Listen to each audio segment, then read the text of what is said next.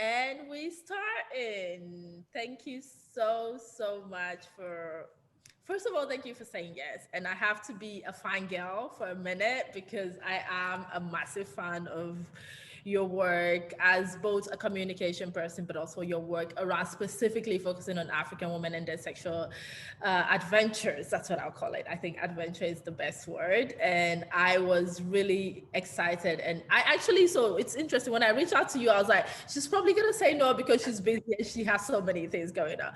And my mind is like, well, a no is an answer. Just go for it. It's like I feel like you are my shoot your shot kind of request, and I'm really grateful. And I just wanted to say that I appreciate your time, and I know that you have quite a lot going on with a new baby, from what I'm reading. So Yes, yes. No, thank you for reaching out. I think this is, well, I guess, adventures wouldn't be where we are without people like you reading it. And I just really appreciate everybody who supports the work. And I do this work for all of us. And so you're exactly the kind of person I want to say yes to, no matter what else is going on in my life. So I put the baby to bed and I gave the monitor to the nanny. I'm like, she shouldn't wake up, but if she does, please go check on her whilst I'm in my Zoom call. Thank you. I also like this. There was a structure to the conversation. It's more very intimate. It's sharing. It's basically, I think, what you do already with adventure, sharing the adventures. Why it's so interesting to use adventures wise, but also creating a space where African women, specifically, I think in this instance, because it's three West African women on the call, West African women will share what sex looks like and what sex looks like from all perspective, not just somebody Mm, talking to us about, oh, this is what you should be doing for sex and this, mm. but you just sharing stories. And I wanted your work. I know that your book is coming out, so I wanted you to give us an insight about why do you start this. And I guess the first thing is I would like to introduce what Colorful Conversation is.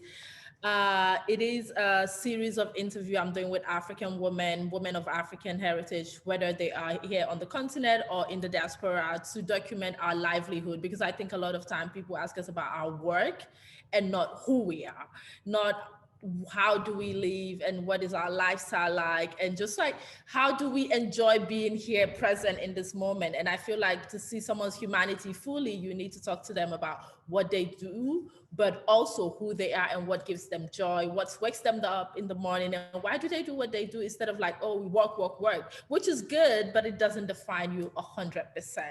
So I would like to start with you and say that I know that I should, first of all, just for people who will be rewatching this, to read your bio first and also mention who you are. And then I'll give you the mic to tell us more about yourself. Is that okay? That sounds great. Perfect. So I want to amplify that Nana will be publishing, your book comes out next year in July. Yes, but already people can pre-order. So I need to mention that because Yes. pre-orders are very important for authors. It shows the publisher there's a market. So if people search for the title of the book, Sex Lives of African Women Online, they'll find a couple of links to bookstores that they can pre-order the book from. Okay, good. So whenever I post, I'm going to edit this video and post it online also for people to be able to see and to watch your incredible contribution. So I will put the link in there and people can pre-order directly from the link because it is important. And Nana Darko Sekyiamah, is that correct? It's Sekyiamah. It doesn't sound like how it's written. Oh, okay, Sekyiamah. I really Sekyiamah. hoping that I try. Is a writer, and they write across genres of creative nonfiction, short stories, and essays. She's the author of Sex Life of African Women, which will be published by Dialogue Books in July 2020. But you can pre-order as soon as possible online so that the publisher also know that there's a market, because there is a market. Her short stories have been published in It Wasn't Exactly Love, The Pot and Other Stories, The Guardian, Open Democracy, Essence have published her articles, and other opinion editorial. And Nana is the co-founder of Adventure from the Bedroom of African Women, an award-winning website, also a podcast, and also festival that publishes content and create content around the stories of African women's perspective around sex, sexuality, and pleasure. And I will say I am a big fan of Nana's work around sexuality because I believe that intimacy and sex and pleasure is a birthright of every African woman. So having you here, Nana, today is both a pleasure, an honor, and a joy. I like that I use the word pleasure. That's nice. Would you like to tell us a little bit, Nana, about yourself and how you get to writing about pleasure, sex, and sexuality? Okay, I mean, you've already said a lot. Maybe the only other thing I can add is I also identify as an African feminist. It's a really important part Yes. of who I consider myself to be. It's actually the reason why I also write about sex and sexuality, because I think it's important for women to own themselves, to own their bodies, to own their pleasure. I feel like ultimately, if you have freedom in your body and in yourself, you know, I think it makes it more likely for you to have freedom in other areas of whether it's your public life, whether it's your work life. And so I think sex and sexuality is very important. And for me, that's also part of my activism. I recently became a mother, so I have a child that's 7 months and 3 weeks. I also work for the Association for Women's Rights and Development as their Director of Communications and Tactics. I've been on parental leave, so I'm actually resuming work next Monday. So it's going to be interesting going back into the workplace after 6 months. What else can I say about myself?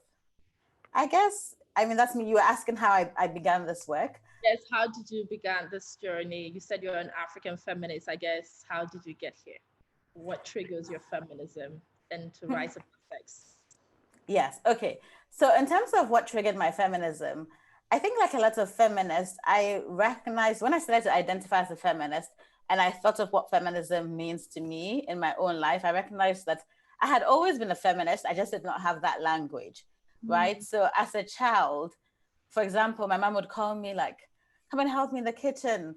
And I just didn't understand why I was the one being called to help her in the kitchen and not my brother. I would be like, I'm reading a book, you know? And I remember as a child saying to my dad, when I grew up, I'm not going to cook for my husband because he's going to expect me to cook for him all of the time. But I had no language for the things that I saw that I could see was unfair. I could see that girls were being asked to do particular things. And I didn't like the things that girls were being asked to do. And I only really got the language of feminism when I turned 19 and I was studying cultural studies. And it included some feminist theory. And so I read books by the likes of Bell Hooks, Michelle Wallace, and I had a sort of eureka moment where everything was just like ding, ding, ding. It just all made sense. And so suddenly I had language to explain the things I had felt in my body, but didn't have the words for. So that's when I started to identify as a feminist. Yeah, from the age of 19. And now I am 42, you know. So so yes, I've been a feminist for over half my life. But like I said, I think really from my childhood, in the sense that I was always one of those people in secondary school, if there was something unfair, I'll be the one to lift up my hand and complain. And my parents would be like, oh my God, why does this girl always have to put herself forward? And, you know, so for me, feminism is a practice. It's what you do. It's when you see things that are not right, speaking up about it. And really just trying to make the world better for everybody. Feminism benefits everybody. It benefits women, it benefits men, it benefits children, it benefits people of all genders. It's really about, we want the world to be better for everybody. And when the most marginalized people, you know, when the world is good for them, it's good for everybody. Basically, that's the kind of standard that we need to look at. In terms of the writing around sex and sexuality, that came much later. So for my 30th birthday, myself and a group of friends went on a holiday in the western region of Ghana, Axem. And you know, like when you go on holiday with your girls, you're sitting on the beach, you're drinking, you're chatting, and the conversation kept coming to sex, you know. And for the first time, I found myself having very open, non-judgmental conversations with other African women about sex.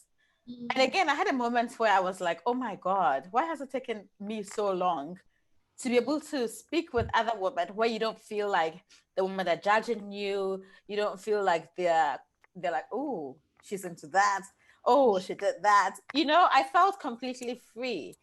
And when I came back home, I rang my friend Malika, who's the co-founder of Adventures, and I said to her, oh my God, I had this experience and I want to start a blog about sex.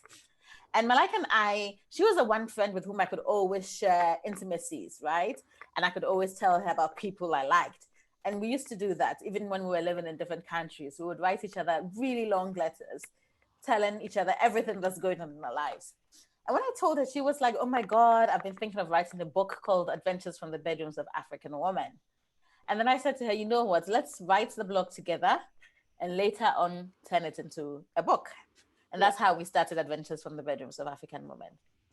Oh, wow. So the goal was always to write a book about all these experiences, and it started as a blog, and then you have a podcast. Was the podcast idea a continuation of the blog because podcasts are good and you like them, or there was a specific reason? Yeah, so the podcast, we are actually in production mode now, and it will be released early next year.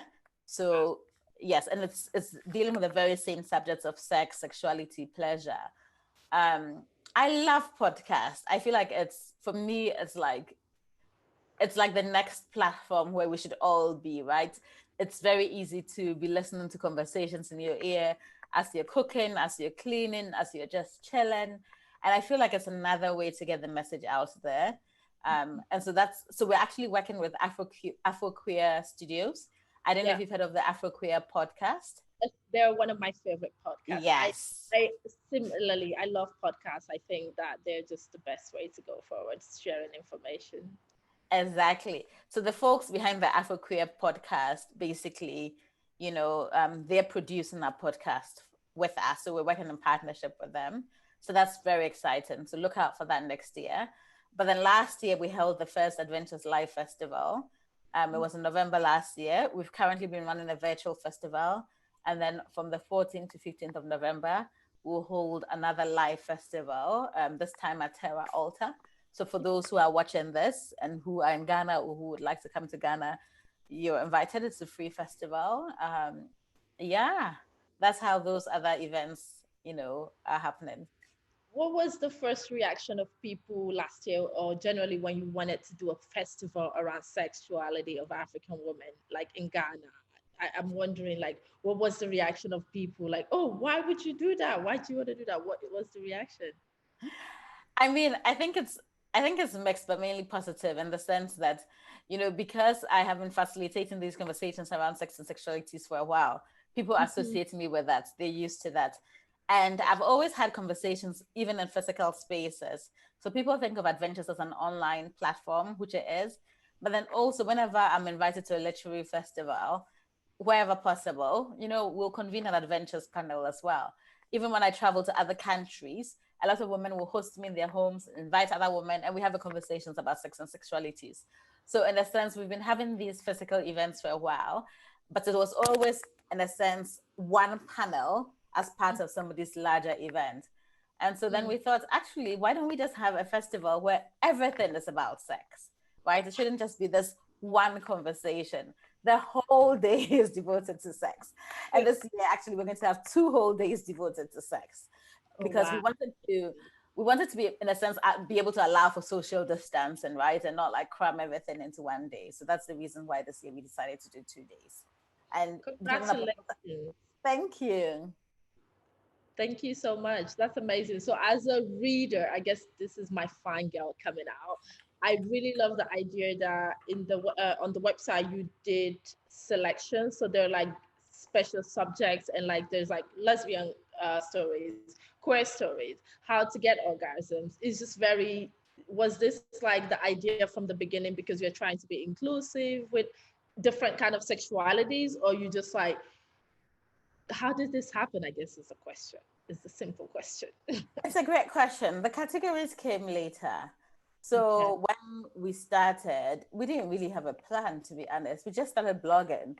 I mean, there were times where I would be up at midnight, just writing every day for like a week. And I think like that's what happens when, especially in the early days of blogging, and you just have this passion to share. And so I was just sharing my personal stories, right? And I think for me, part of what blogging and writing about sex has enabled me to do is to reflect on my own sexual experiences. And not just reflect, but to put them out there, which I think then also, then sort of sends its own message out there, right? So for example, in reflecting about my own sexual experiences, I was thinking back to being in boarding schools. And I was thinking, actually, my first sexual experiences, you know how you think, oh, I'm a virgin, I'm a virgin. I mean, it depends. I mean, like, you know, people now say virginity is a social construct. I completely agree, right? Because actually my first sexual experiences was in my same-sex boarding school, but I just didn't think of what I did with other girls as sex, you know? So those were some of my early posts. So at that time, I think when I started, it was on Blogger. You guys remember Blogger? I Yes, didn't, I used to blog on this. you know? So so there were no categories, and I just sort of writing whatever came to mind.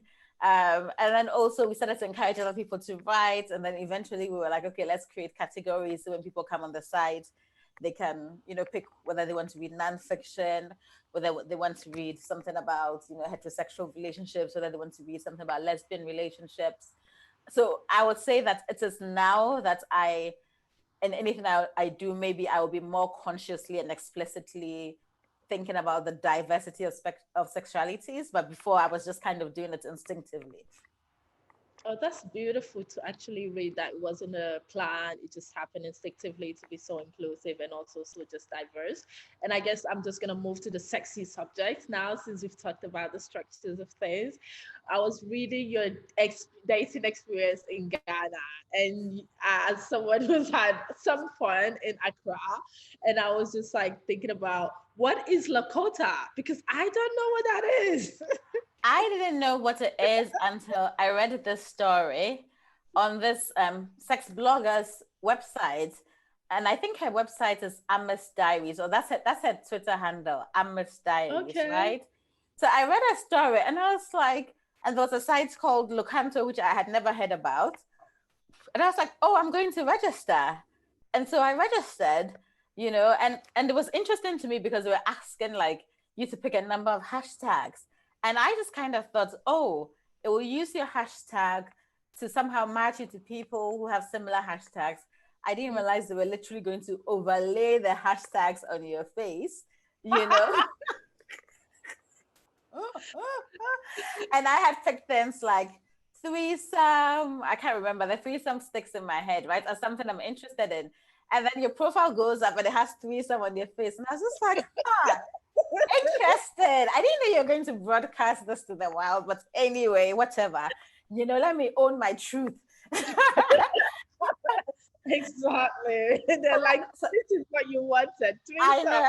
So I could have, of course, I could have gone back to change the hashtag. I'm like, I'm just going to keep it up there. And that was fun, you know. And I met up with one guy. We had a nice lunch. You know, but we kind of got stuck on the whole sex thing because I'm like, right now, I think I'm trying to be more sexually responsible than I've been in the past. Maybe it's because I now have a daughter and maybe I feel like I should be living for her as well. So I said to him that before we can have sex, we both need to go and get to like STD test, you know? And he was like, nobody's ever asked me to go and do an STD test before. Normally we just use the condom. I'm like, yes, but condoms don't protect against everything. So when I read that story, people are like, where's part two? I'm like, well, part two hasn't happened yet. So that's kind of like the backstory. That's the same question because I keep reading the story and I was like, so what happened? Where's part two? Yes, I don't know if part two will happen. Yeah. Oh, so there, okay, I'm hoping that happens just so we can get the rest of the story out. But that's an interesting question that you ask someone to get tested and they feel weird about it. Do you think that in the conversation you've had with other African women, have other people ever asked someone to get tested? I don't know. I'm just like, I mean, I think I can't remember anybody saying to me, oh, I've asked my partner to go and get tested. But I think it's important, right? And one of the things that has really excited me this year and really made me happy are books that I have seen by other African feminists about sexual health and sexual pleasure. So Dr. T's book, A Guide to Reproductive Health and Sexual Pleasure. Dr. T is Dr. Klaleng. I can't remember her surname, but everybody knows her as Dr. T. She's from South Africa. And then also my very, very dear friend, Tiffany Mugo, wrote a great book, a quirky, quick guide on great sex, you know? And these are books that emphasize, you know, and give you tips around sexual pleasure, but they also emphasize the importance of sexual health, having STD tests regularly if you're a sexually active person. ideally having a fresh batch of tests done before you start with a new partner, just so you know your baseline.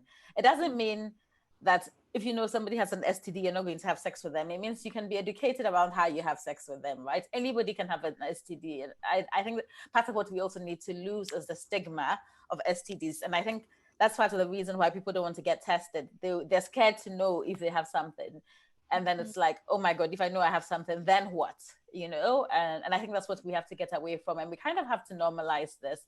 And I think in places like Ghana, it is hard to get tested because it's expensive. So this guy wasn't reluctant to go and get tested, but he's a student and he was reluctant to spend the money, you know? So at some point in time, I said to him, you know what, I will pay. Let's just both find time and then we go together. And we just both haven't found the time to go together. But, you know, money is a deterrent. In other countries, people have free sexual health clinics. I used to wait, and when I go to the UK, I would go and do STD tests because I knew I could do it in the UK for free. You know, we should be able to have that in Ghana. It shouldn't be something, and as far as I'm concerned, every country around the world, it shouldn't be something that people have to pay for. But on the contrary, sometimes when even people go to pharmacies and they ask for condoms, they feel they're being judged. They feel like they're being looked at funny, you know? So how then are they going to feel comfortable to go to a doctor and say, I want to do a whole range of STD tests because I want to have sex, you know? Yeah. And I think that's a good thing that you mentioned it about like just accessibility of STD tests and generally like in the UK, as you mentioned, and in other part of Europe, it's free. You walk into a sexual health clinic and you get your test result and you walk away. But then I guess that's where we need to push on policies. I don't know why I'm bringing policies to this conversation, but it's really quite important to bring into the conversation about having access and people being able to also destigmatize the idea that I remember walking into a pharmacy last summer when I was in Accra to get condom, and the way the guy looked at me, and I was just like, "Yes, I want condom." What? Like, what is the new? What don't you understand? He's like, "What do you mean?" I'm like, "Condom. Can I get condoms?" And I guess that not a lot of people will walk in there to say I want condom because they would normally maybe send the guy or because of the stigma or even being judged of like, oh, why are you having sex? I'm just like, how did you get here? If your mother was not having sex, you will not be here judging me right now. So thank you for mentioning that. And I guess my next question will be around, have people just seen you outside and ask you like, so how do I have orgasm? I know that's like some question people normally ask when you talk about sex publicly. Well, actually, I don't think anybody's ever asked me that question. Sometimes people come up to me and they're like, are you the Nana Darkoa? Or are you the Nana Darkoa from Adventures? Or some young woman may come up to me and tell me how much they love the blog. But nobody's actually come to ask me directly, how do you get an orgasm? That would be a fun question to be asked. I guess I was bold. Maybe I would be asking you then, how do a woman, because I know most women probably don't know when they have orgasm, or even if they know, they're not sure. So what would you tell like young women who are just exploring their sexuality around what orgasm actually looks like? I know you mentioned about like foreplay, but intellectual foreplay and all of that. What would you tell a young woman who is asking about how to have orgasm and what types of orgasm they can potentially have? I would say, first of all, in order to be able to have orgasms and to have good orgasms, you need to know your body. And I would recommend self pleasure. I would recommend masturbation. I would recommend experimenting with toys. Because I think once you can give yourself orgasms, that's the most important thing. You know, you can, and also you can just add that to your sexual play with a partner. There's no reason why you can't touch yourself whilst your partner is there. There's no reason why you can't guide your partner, show them what you like. And so for me, my recommendation is always just try and please yourself, just try and experiment, do it in a relaxed fashion. You know, a lot of people also say don't make orgasm the goal. Sometimes we can be too goal oriented and you're thinking of the orgasm and you're thinking of the orgasm and then you're really stressing yourself. But just relax, touch yourself, you know, consider what feels good. Find something that you find erotic. For some, it may be reading something sexy. For some, it may be watching something sexy. Try different things, figure out what works for you, you know. And I think the vast majority of women can orgasm. The challenge is when we haven't learned to please ourselves and when we are expecting our partners to somehow deliver a magical orgasm to us. That's where I think we can suffer. Mm. So there is a question, because I will normally also take questions from the audience, but I will ask you my last two questions, and then I actually ask the audience if they want to come forward and ask their question. And if they do, that's amazing. And then I read the question if people are shy, which is okay also. So I guess my next question, thank you for saying that about orgasm. I also want to go back to something you said about sexual experiences. When you think about your first sexual experience, I went to an only girls boarding school too, so ha ha ha, thinking that it just take me back to what sexual experiences are actually, what are the first ones. But what would you say for to a young girl who is trying to find themselves in right now, like they're 15, let's say they're 15 years old, they're trying to think what is self-pleasure in a world that constantly tell them that, oh, don't touch yourself, don't open your legs. What would you say is the safest way that they can start, and how to create that boundary of understanding that what people tell them about their body is not necessarily the honest truth, but like their body is there to explore and to pleasure? I mean, I think that's exactly what I would tell them, right? That their body is theirs. Like their body belongs to them, nobody else. Like you own your own body. It's your breast. If you want to touch it, touch it. You know, it's your clit. If you want to touch it, touch it. Lie in the bath, enjoy yourself, have fun. You know, I would encourage more young women, especially, to masturbate over like rushing into a sexual experience, because at that age, really, even if you're going to have sex with somebody else, chances are it's not going to be great, you know. So I would say just focus on enjoying yourself, do that for a long time, get yourself some toys, you know. If I had a young woman that age in my life who lived close to me, and if their mother agreed, I would buy them a toy. That's what I would start them off on, you know. Yeah. So I think this could serve as a public service announcement to all African feminists that have nieces, nephews, daughters, to buy them a toy first. Like just Absolutely. for 30 years old, happy birthday, my dear. Here you go. Exactly. Here you go. This is a gift. Yes. And so my next last question, I guess, is what do you want to share with us about your upcoming book? I have a feeling that it's going to be boom, because even the title will just like make me anticipate to get it in my hand and read it. So what is something that you would like to share with us as a tease, I guess?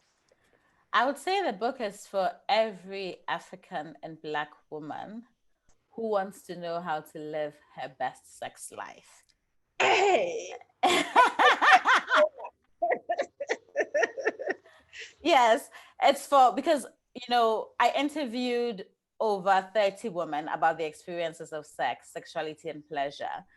And there's so many women who, for me, are inspirational examples, you know, in the book. And I'm like, you're the person I want to be like, right? When I grew up. And that's people of all ages. Yes, that's people of all ages. They inspired me with how they're living their lives. And, you know, I found that the most inspirational people were the people who are not living according to societal norms. Yes. I also think the book has examples and ideas of how to heal from sexual trauma, how to heal from abuse, which unfortunately is also a part of women's experiences when it comes to sex.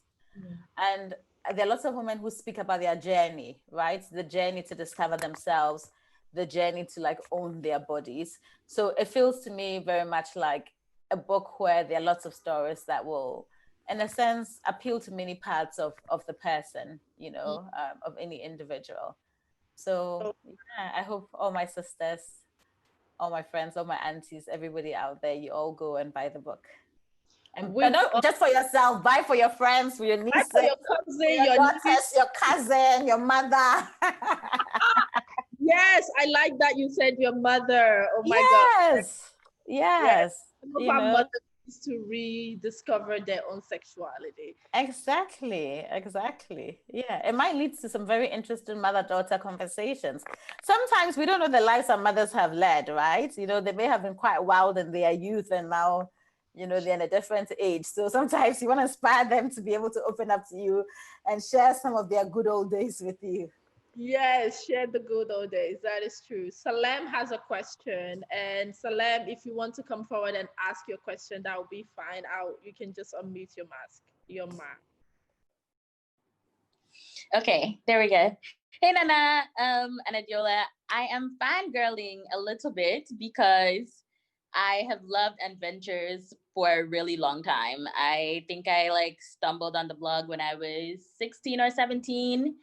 And so it has been my companion for at least the last like 7 or 8 years. So thank you. I'm very grateful for you for your work that you started the blog. I have two questions. So I'm in this place as a kind of mid 20s where I have like self pleasured for a while, and I feel like I know my body. I feel like I understand sexuality, my own sexuality. I feel like I've shared in sexual space with certain people who I enjoy, some who I don't enjoy, and I'm just kind of learning. So I'm curious to like, for this particular life stage, it feels different from like just the beginnings of my sexual journey with myself. It feels like I'm kind of steeped, like I know myself as a person. I know what sexual energy feels like with me. If you could go back to kind of that version of yourself where you're, a little bit more experienced, a little bit more knowledgeable, what kind of advice would you give yourself for kind of that mid 20s, early 30s stage of your own sexual development? Um, so that's my first question. And then my second question is, what I personally have no shame around intimate conversations around sexuality. But when it comes to more public conversations and like branding myself publicly as someone who does enjoy having these conversations, who does enjoy women breaking down their barriers and talking about it, I do feel a little bit more hesitation around it, just with like, oh, if this finds its way back to my parents, or like, how will this affect my other career in like as a lawyer and all of those things. I do find myself kind of still a little bit concerned with how my public um professionalism will or will not be questioned when I talk openly about sexuality. So are those some things you've kind of navigated, and any advice around navigating those would be helpful? Thank you. Thank you so much for these questions, and thank you for like supporting adventures all these years. Stories like the one that you just shared really just move me, and it's really what has inspired me to keep doing this work all this time. So thank you. So let me answer the second question first in terms of how do you navigate, in a sense, the desire to be able to speak openly about sex, and how do you deal with the fact that it could have possible repercussions for your career? I mean, I think it's important to be realistic and recognize that is true, that your fears are legitimate because of the kind of world that we live in. And I almost feel like everybody needs to look at their individual life to decide, in a sense, how much of a risk can they take, right?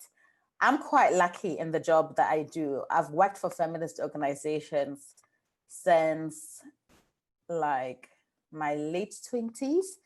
And so, I think I'm in a position where I don't have that kind of repercussion in terms of my professional career. There are other repercussions.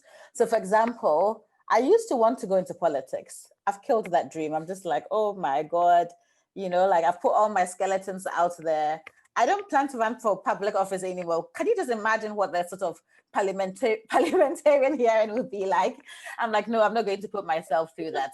Yes, that would actually be the best, because people have nothing against you. Just my politics life and the way my brain works. I love seeing women in politics who have just owned themselves. So there's nothing people can say, hey, this was under the cupboard that we're bringing. No, you've said everything by yourself. I have. But then, and people like you would feel like that, but the masses feel like that, right? And so, like, I've just had to kind of accept that this politics dream, just put that, on the back burner, and you can achieve, in a sense, your desires of creating a better world in other ways through your activism. So that's kind of like a choice I've made, So I say this to say that as a lawyer, if you know speaking publicly could have a negative, repercussion on you, maybe you do certain things, maybe you write articles with pseudonyms. I actually don't shame people when they choose to do things anonymously, because the world can be like a horrible place. And I think it's important to be real. And I think you can only decide that for yourself, and also decide the risks that you can take and you're willing to take. So I also recognize that, like, I have a certain privilege that has allowed me to do what I've done for a really long time. So I just want to be open and real about that.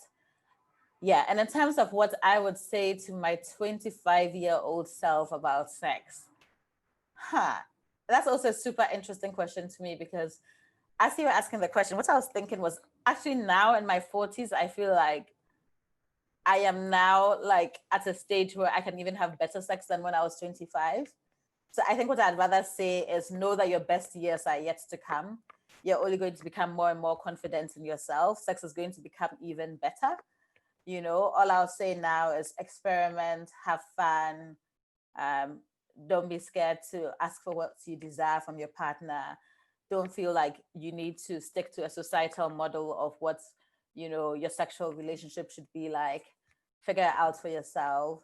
The most important thing is trying to be as safe as possible when it comes to sex. We know there's no such thing as safe sex, there's only safer sex. So just protect yourself as much as possible from illnesses.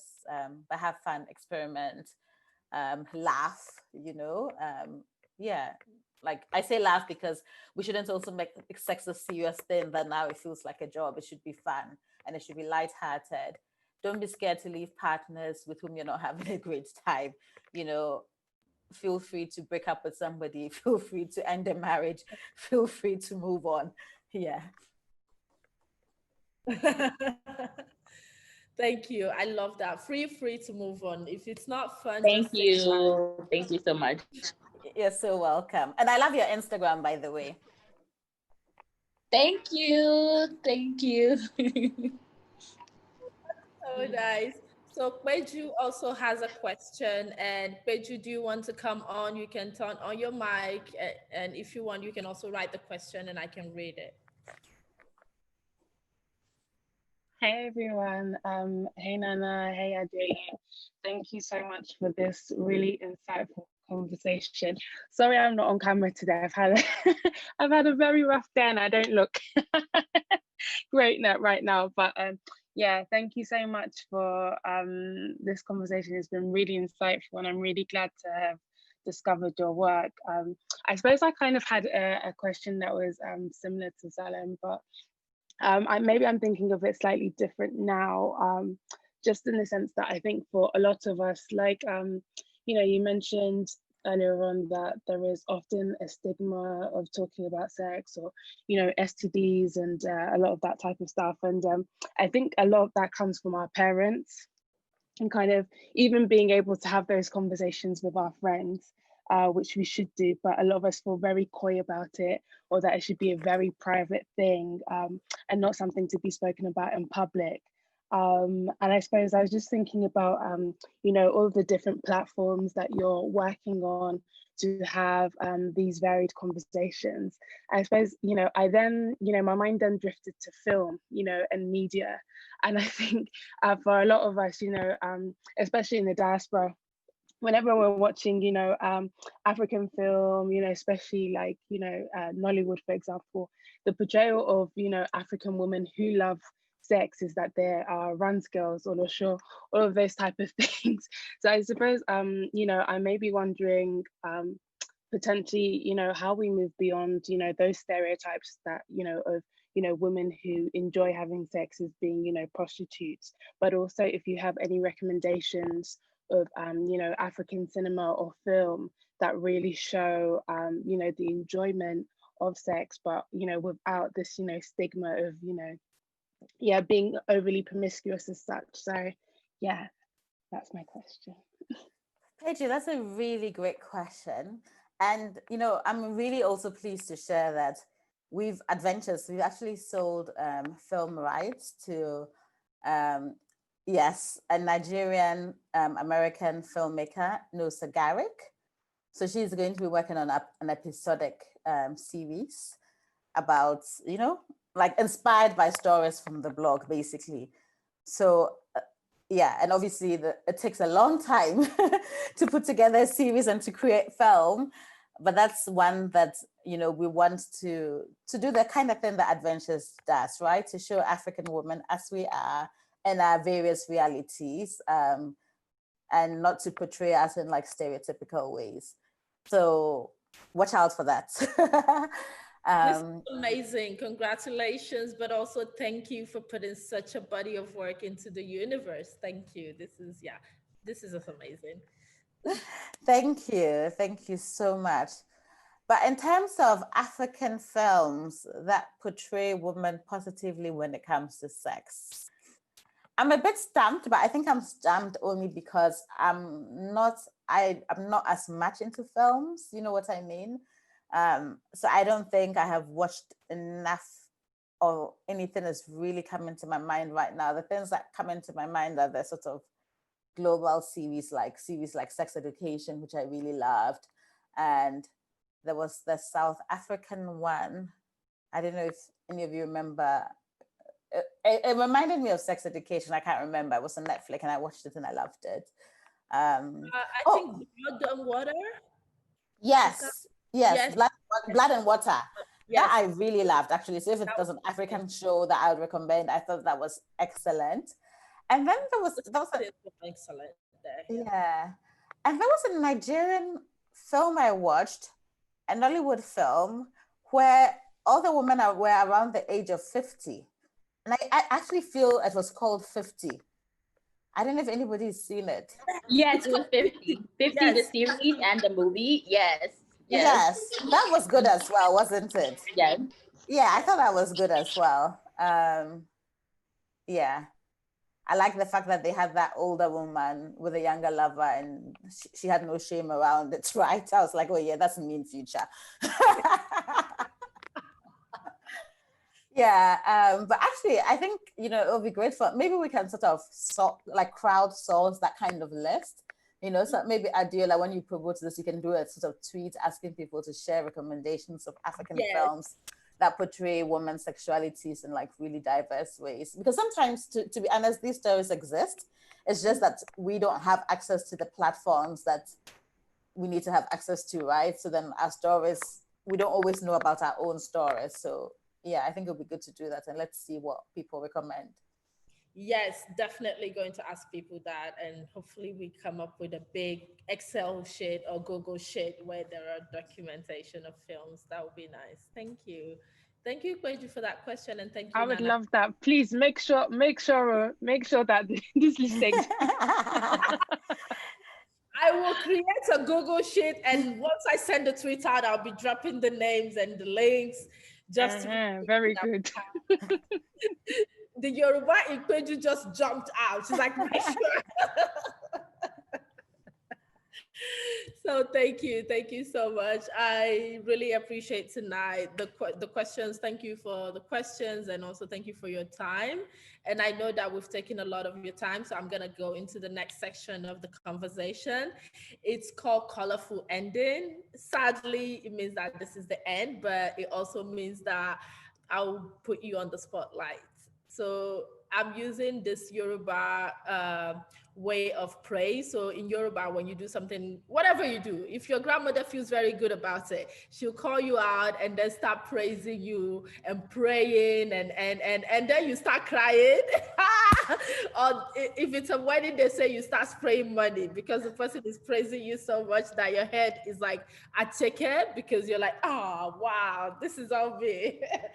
So I wanted to just say that thank you for the work that you do as an African feminist and as a fellow feminist. Your work have been, you are a trailblazer for many African feminists like myself to freely talk about sex, to freely talk about pleasure. You are one of the people where we are building, we have you on our back. Like, we're building because you have left the foundation for us to build on. Like, we wouldn't even want to talk about sex if it weren't for women like you, that when I started reading blogs and doing blogging, your content were the content that I had access to as another African woman in the diaspora. But I'm like, an African woman from West Africa. There's something about West African women that just did it for me, because I'm like, we are all one. I don't care about the arbitrary borders. We are all West African, period. It's one country in my eyes. So I want to thank you for that. And I also want to thank you for every work that you put out. Funnily, I feel like you are the person I want to be when I'm 40. You are the person I want to be when I'm old. Because in a way, we have similar life trajectory. I work in communication with feminist organization. I'm living that. I love talking about sex. I love talking about pleasure. I'm just like, maybe Nana should just give me the blueprint, because at this point. So thank you. And I want to say that your existence, your work, your everything, your energy that you put into the work is important, and it has really changed tremendously the life of many people like myself. And I know that sometimes we forget to remind people of their graciousness and give them flowers while they're here. So I'm just saying that you deserve all the happiness, you deserve all the joys and the pleasures and the tinglings and all of the greatness that you deserve in this world. I pray that you will receive, and they will come to you easily, just as water flows to the river, as water will flow to you, just as water flows to the shores, water will flow to you, blessings will flow to you, abundance will come your way for everything that you do. So thank you. And I'm really excited for the book, and I'm excited for the film, right? I'm excited to just listen to the podcast too. Everything you do is just incredibly, yeah, you are documenting history, and you're putting in a hold in you've set the bar high, so we cannot fail. We as younger African feminists cannot say that we don't have role models, because we do. We will be ungrateful to say we don't. It will be a shame to even forget that your work has built people like us. So thank you so much. And I really appreciate and honor you for even coming here today. Thank you. Oh, thank you, Adila. You make me want to cry. Thank you. This is so beautiful. This is so beautiful to hear. And I'm receiving everything. I'm receiving the blessings and, reverberating all of them back to you, because you're going to even excel and go higher. So thank you. Thank you to you and to Pedro and to Salem and everybody who's been on this call, and to those who will listen later. I mean, it's really inspiring to know that the work continues, and I think that's the beauty, that all of this work is collective. We're all doing our part. I've done my little bit, you're also doing yours. And when it comes together, it's what sustains all of us. So thank you so much for your work as well. The work of documenting is super, super important. And I am not the sky. I am going to be the mere foundation, the sky is way high above for you. Thank you. And thank you to Salam, thank you, Beju, thank you to everyone that will be sharing, documenting, watching this, and specifically pre-order the book, because yes, we remember how publishing works, that publishers needs to know that there is a market for the book, and we have to know that Africans are the market. So there is a market, please pre-order the book. And yeah, rave about the book, tweet about it, post it on your Instagram that, oh, look, I just pre-ordered this book, you to go and buy, swipe up. So let's just make this book what it is, because it deserves to be at the spotlight. And the epistemology of African women is as valuable and mostly more important even than any other kind of feminist work that is currently in our neoliberal reality. So thank you so much. Thank you so much. Thank you, Adila. This has been a lot of fun and just also really affirming. Thank you. Oh, thank you. And also, I'm happy that the baby didn't wake up. I know. I'm glad that we managed without her waking up. And yeah, congratulations and good luck going back to work. The workforce, wait. I know, right? Thank you. I'm actually now looking forward to going back to work as well. I never stopped working, but I was just doing my own work. So my employers have been super generous. So I'm also looking forward to going back and continuing my professional work. Thank you. So bye, everyone. Have a lovely evening. Thank you. Bye, everyone. Bye.